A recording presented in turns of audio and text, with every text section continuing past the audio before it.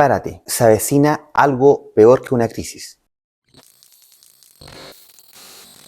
Esto no lo digo yo, sino Michael Burry, persona que vaticinó la crisis subprime del año 2008. Nadie le hizo caso, ni el gobierno de los Estados Unidos, ni la Reserva Federal, ni absolutamente ningún ente gubernamental. Y al igual que en el año 2008, Michael Burry vuelve a pronosticar de que existirá una grave recesión en el año 2023, que va a provocar una grave crisis en la economía mundial, que va a existir literalmente un colapso en la economía mundial. Y tal como ocurrió en el año 2008, ni siquiera el presidente de los Estados Unidos, Joe Biden, dice que estamos cerca de una recesión en este 2023. Pero por otra parte, no es la única persona que vaticina o piensa lo que va a ocurrir en este año, ya que personas como por ejemplo Jeff Bezos o Elon Musk o incluso el Bank of America dicen de que existe una probabilidad alta en que en este año se produzca una crisis sin precedentes. Cuando le preguntaron a Elon Musk cuánto cree que va a durar esta crisis, pronosticó que prácticamente podría tardar hasta la primavera del año 2024 del hemisferio norte.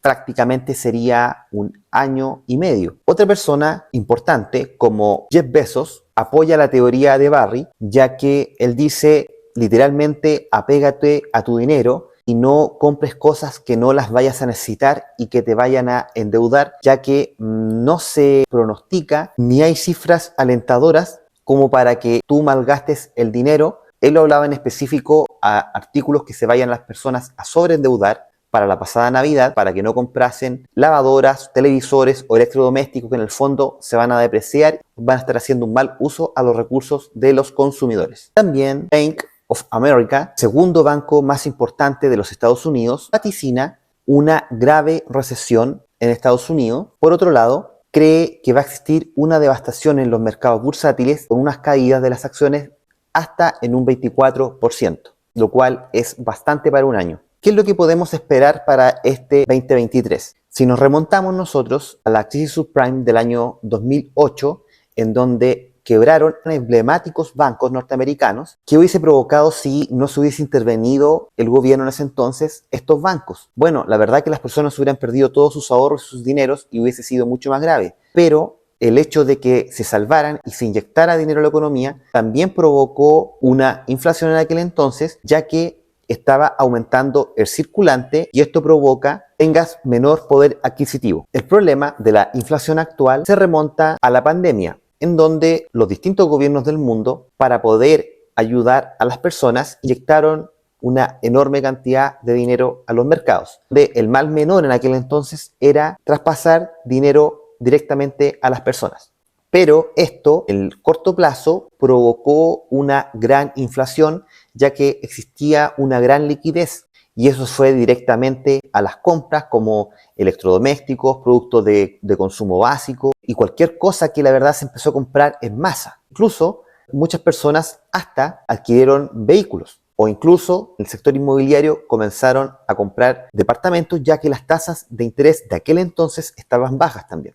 Esto provocó una enorme inflación en todo el mundo. De hecho, el IPC en Estados Unidos llegó a estar más de un 9%. En España llegó a estar en un 10,8%. Y en Chile, a lo largo de todo el año 2022, el IPC fue de 12,8%.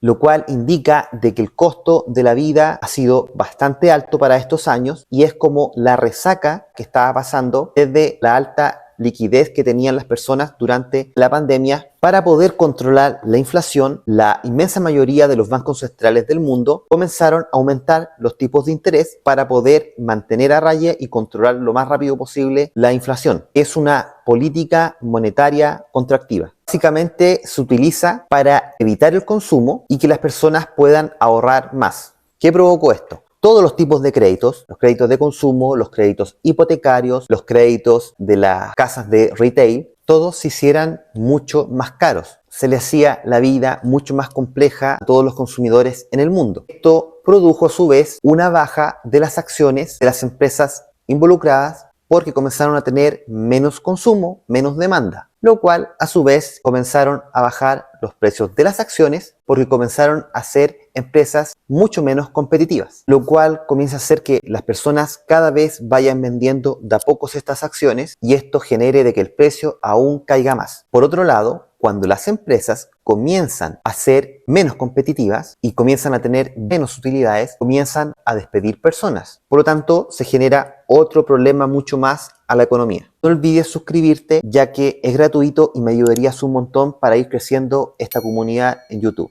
No olvides también compartir este contenido a familiares y amigos que piensen que les va a servir esta información. Un tema muy importante en la economía mundial, el petróleo y el gas, en donde uno de los mayores exportadores del mundo es Rusia, donde exporta el equivalente al 17% del gas de todo el mundo y también exporta el equivalente al 11% del petróleo de todo el mundo. Por lo tanto, es un actor muy importante porque el petróleo y el gas se utiliza para todo tipo de cosas, no solamente para las calefacciones, sino también para utilizarlo en el transporte. Europa tiene una enorme dependencia con el gas y petróleo ruso y como se le han impuesto muchas sanciones debido al conflicto bélico, Rusia a su vez ha tomado otro tipo de sanciones, como por ejemplo con el petróleo y el gas, ha ido reduciendo el envío de petróleo y gas a la Unión Europea, en donde llegaba primero a Alemania, después se terminaba de entregar y distribuir al resto de Europa. Rusia en un momento quiere eliminar completamente el envío de gas y petróleo a Europa. Esto provoca que todo lo que sea las cuentas de gas, de electricidad, aumenten y esto golpea específicamente a todos los consumidores de Europa, luego del mundo, porque hace de que los precios suban aproximadamente en un 20 o 30%. Eso es significativo, sabiendo de que Europa se calefacciona básicamente con gas. Todo esto se hace extremadamente costoso, incluyendo el transporte, que el transporte es determinante para cualquier economía, ya que esto hace los envíos de un sector de un país a otro sector, y si esto hace que aumente de precio, también va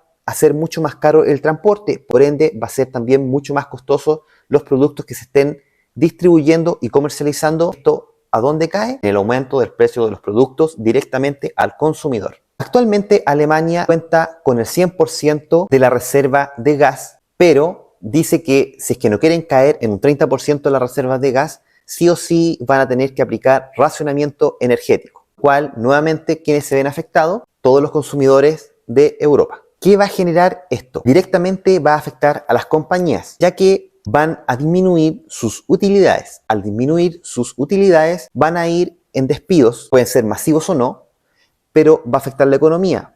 Por otro lado, las personas van a estar vendiendo el precio de estas acciones, lo cual esto es un ciclo bastante negativo, va a generar problemas al resto del mundo. Es un ciclo complejo, pero que en el futuro se podría remediar, que puede que caigan del 30% y van a racionarse y eso va a aplicar un aumento del precio del combustible. Por otro lado, las subidas de las tasas de interés han provocado un golpe tremendo para las inmobiliarias en el mundo. De hecho, es más, hay distintas instituciones que pronostican una enorme caída para el sector inmobiliario. Lo catalogan como la tormenta perfecta, ya que van a ir bajando el consumo de distintos tipos de inmuebles, van a bajar los precios de los inmuebles y va a aumentar la morosidad de los clientes. Poco antes de la pandemia incluso existían bajos tipos de interés, por lo tanto era mucho más barato adquirir un crédito, ya que el interés que vas a estar pagando por un inmueble era prácticamente nulo y si era